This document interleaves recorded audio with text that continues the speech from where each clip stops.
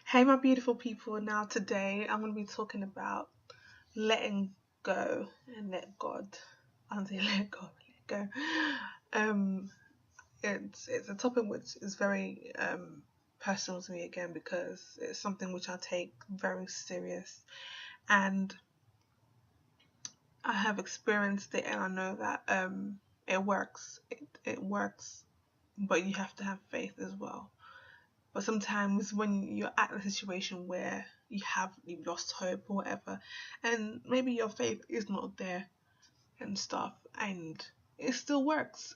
It still works because God comes in your time of need, your time where you feel hopeless, you feel useless, you just feel there's no one there. There's absolutely nowhere you can turn to. That's where God pops up at your time of need. So I'm just saying that um obviously sometimes you may go through things and you're just lost, or you may think, why is things not happening the way I want it to happen? Why I planned this to happen a certain way, I planned things to go a certain way, and it's not happening. Like, why God? Do you know what I mean? Everything has been systematically going correctly how you wanted it all your life.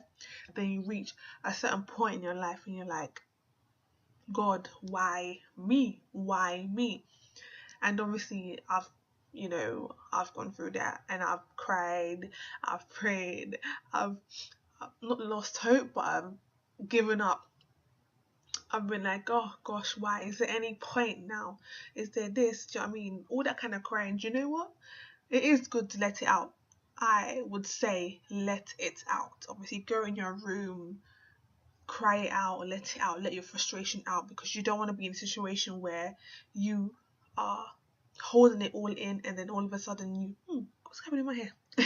You're holding all your emotion all in, and then all of a sudden something happens to you, you faint or that kind of thing. So you do not want to be put in a situation where you're stressed up to here because things are not going a certain way, things are not going the way you want to, because you've been holding it in. So whatever is not going right in your life and anything, I would say, even if you're a Christian or you're not a Christian, just go in your room and let it out. Just talk it out between you and your imaginary friend. Talk it out. Just say it out. Just ask, why this, why that. Do you know what I mean? And let it out. Once you've let it out, let it go. Don't come back to it, because I've experienced times where I'd go and I cry on about the same thing. I'm like, why is this not happening? Why is this not happening? The next day again, why is this not happening? This not happening, and it carries on for months and for months. And I'm like, ugh, I'm crying, I'm doing these things, and nothing is working. And it gets to a point in your life where you just like, do you know what? Forget it, leave it. And it's not until you reach that point where you start to see a change.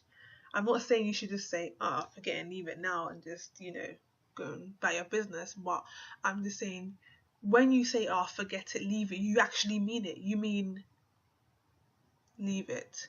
Let go. Let all your frustration, your anger, just let it go. Leave it. Don't revisit that mark again. Don't go back to that position where you were angry, or where you were questioning, or where you were doubtful. Whatever situation you're going through and you've let it out, leave it there, put it on the side.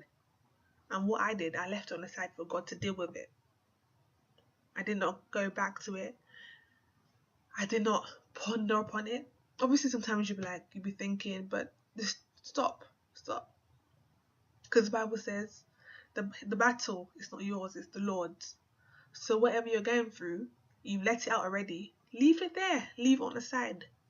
When you're making jerk chicken, or you're making your roast or whatever, you marinate it, don't you? You put everything you want to put in it. So that's what I did. I put all my emotion to it. I cried. I did everything.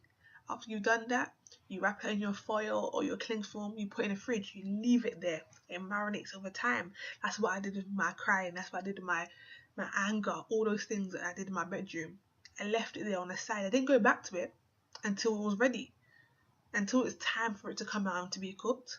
That's when I went back to it. I didn't go back to it. So whatever problems you're going through, whatever thing you may be thinking about that is going wrong in your life, leave it there. Have your moment, leave it there, let God. Let God take control. And that's when you start to see things change in your life. When you've probably almost forgotten about it. Do you know what I mean? Then you start to realize, oh, this, I cried about it last month. Now look what's happening.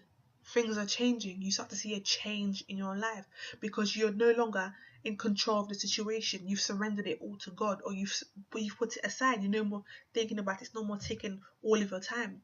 You can focus on other things, and you can leave that problem aside. You know. So things that are in your life which is going wrong, and you don't know how to deal with it, especially when it comes to something which is really sensitive towards you. I would say, like, if you're not a person that goes and talks to people about your situation, go and talk to God. Go in your room. Go and shout it out. Go and pray about it. Go and do what you need to do, and leave it to God. Because I believe that when I did that to my situation, things turned around very drastically. It did. It did.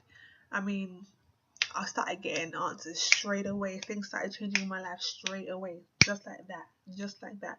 Because I let go of the situation. I let go of my anger. I let go of everything. Once you let go of whatever's holding you back, those things that you may be crying about, that's what's holding you back from moving on to your destiny, moving on to your future. But once you let it go and leave it there and say, God, I'm tired of it. God, I do not want this no more. God, I want you to change my situation. Do it for me, Lord. And you don't go back and revisit it because you know you left it in God's hands and God is in control. He is in control, and you're sure about it, and you've got faith, and you know that He will do it for you. There's no need for you to worry anymore. Let go and let God. And I'm sure when you do that, something will change in your life. It may not be now, it may not be tomorrow, it may not be next month, within 6 months or a year. God knows, but things will change. You have to have that faith. Let go and let God. So that's my little sermon for you, or my little, talk I want to give you guys. Whatever you may be going through and everything, and things not working out for you, just let go and let God. It may be stressful. It may be, you may think, oh, it's gonna take long. But who are you? If you're leaving it in God's hands, don't worry about it. It's in the safest hands. Do you know what I mean? So that's what I want to tell you. Let go and let God. Keep doing the things. God bless you. Love you. Bye. God bless you.